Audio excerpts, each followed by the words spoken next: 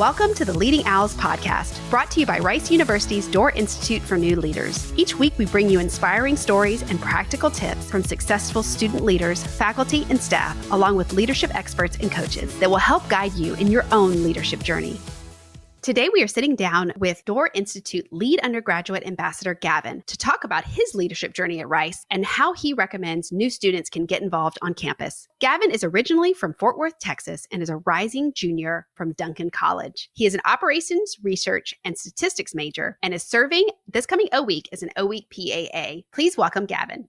Hey, Gavin, thank you for joining us. Hey there. Happy to be here. Which Doerr programs have you participated in? I've done activation twice now, once during my freshman fall, and then another time after I became an ambassador. That's a little plug too. If you're an ambassador, you get to do activation again. I've done synthesis. I did building and sustaining trust when I did that. And then for Catalyst, I think I've done 3. It was building psychological safety, delegating effectively, and then boosting resilience. You've really done everything. I mean, there's only a few left. Which was your favorite program, if you had to pick one? I think I enjoyed synthesis the most. And the reason for that is I love helping others, especially when it has to do with helping people reach their full potential. The structure of synthesis, where you're with multiple people and a coach, it really allowed me to do that for my peers, but also learn from some of their experiences and enhance my own leadership skills. I think that's so great. Synthesis does offer a really unique option where you get a little bit of instruction and you get to coach and coach each other. Yeah, for sure. It's definitely experiential learning together, which I find to be the most useful out of pretty much all the Doerr programs, honestly. Once you've got your foundation set, synthesis can be really, really useful. I love that. So you did activation twice. What was the difference between the first time and the second time? So the first time I was a freshman in my fall semester. I had a lot of ambition, didn't know really where I wanted to go with it. There wasn't a lot of leadership positions I had at that point. I had some in high school, but I didn't have any in college just yet. So it was really a good time to reflect on my old high school experiences and try to improve for when I do get leadership experiences in college, right? When I took it freshman fall, I was able to work with my coach on quite a few things, and it definitely enhanced with my leadership and my socialization, like among the Rice community, which is great. And then when I took it, I just took it this past spring, so it's really fresh. I had a great time. I also was gaining leadership positions at that point. I had been appointed as head PAA and also the head ambassador for Doerr, things like that. I was really able to apply those things and see all the work that I did both the first time and the second time kind of come through, which is really great. I really think that it also gets to show that activation can be for anyone. You can take it at any point. You don't necessarily have to have a leadership experience during it.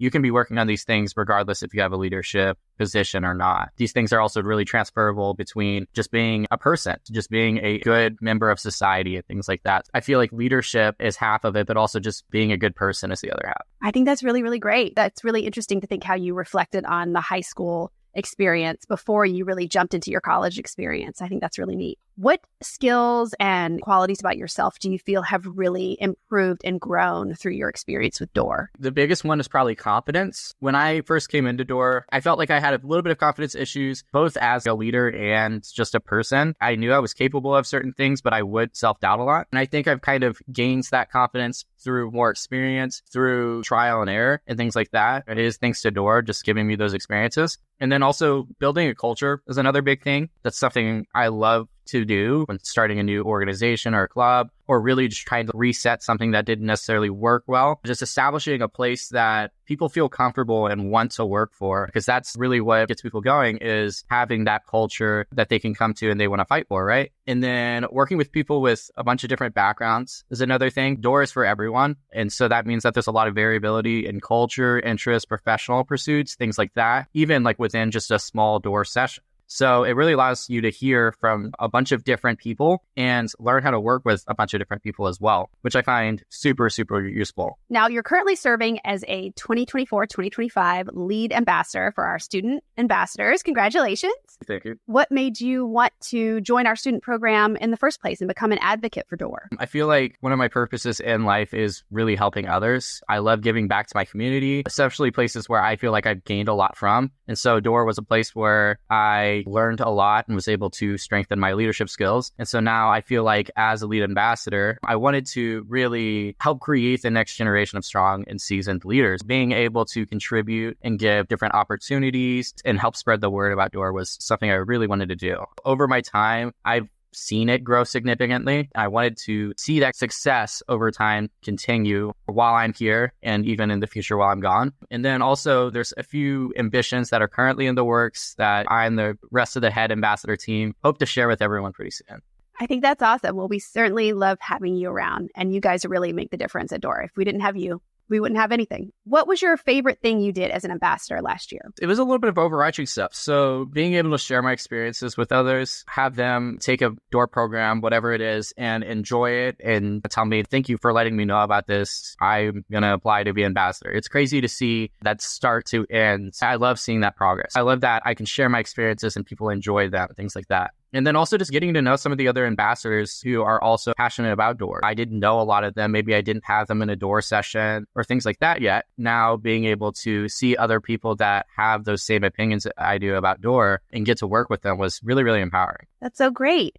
For students who are interested in trying some Doerr leadership programs, but they don't really know where to start, what would you recommend starting with? If you want something that's going to span across the semester and it's going to require you to think outside of the section about some practice, things like that, you should definitely do activation. That's a good place to start. That's what I started with. I really enjoyed it. I know some people start with it and find that it also isn't their cup of tea. It's not for everyone. And that's the reason why we offer so many different programs. Another one that you can do if you're a little busy, you can do Catalyst. And the reason why I recommend that is it's 2 sessions, 2 hours each. So that's a little bit less of a time commitment than the other programs we have at Doerr. It's very similar to a masterclass for the musicians out there. You go in, you grow a skill, you learn from someone who's really great at what they do. You meet others that are also trying to grow that skill. Catalyst is super, super useful as well. Yes, those are both really great recommendations on where to start. Is there a particular Doerr coach or facilitator that made a big impact on you?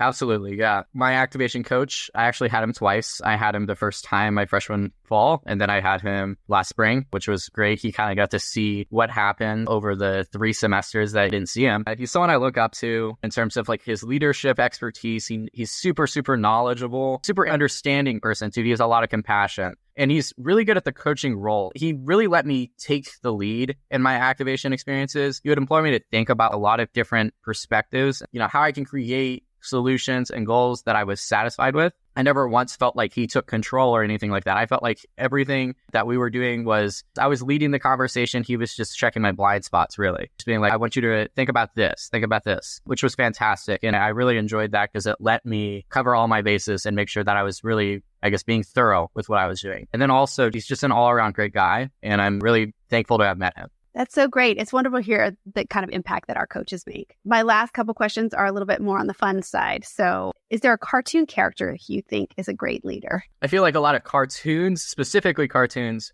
we don't have a lot of great leaders. But in terms of animation in general, I think one that's great is Mufasa from The Lion King. He's a very resilient, really well-respected individual in his community. He's wise and he shares his wisdom with his son. So he's trying to see the next generation of leaders in his community grow up and be great leaders. And then he also ruled the Pride Land with fairness. He made sure that there is justice and order, in his rule. Then he also showed compassion for others. And I think all of those things, even though he's just an animated lion, he's showcasing a lot of things that are super useful that a lot of people could learn from. That is an excellent answer. I ask that question a lot. I have never gotten Mufasa. I love that answer. That's a great one. He is a great leader. He's an excellent king. It's too bad about his early demise.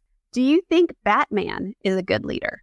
I think it depends. If you're looking for someone who maybe goes against the rules a little bit and is, worried about justice, you could definitely say that he's a good leader. If you're looking for someone that does kind of go by the rules and what's expected of him, maybe not. I guess it's a question of integrity, right? Does Batman have integrity? I think good leaders have integrity, but also I think good leaders take risks. You could say that he takes a lot of risks. So it really just depends on, it's like a sliding scale, right? Wherever you stand on it, that's really going to be your answer. That's a great answer. And I actually can see your coaching coming out because you're looking at it from lots of different sides. Thank you so much for joining us, Gavin. Thank you for being so dedicated to Doerr and the ambassador program and working with us all these years. And we're looking forward to seeing what you're going to do as lead ambassador in the years to come. Yeah, thank you. Thank you for having me.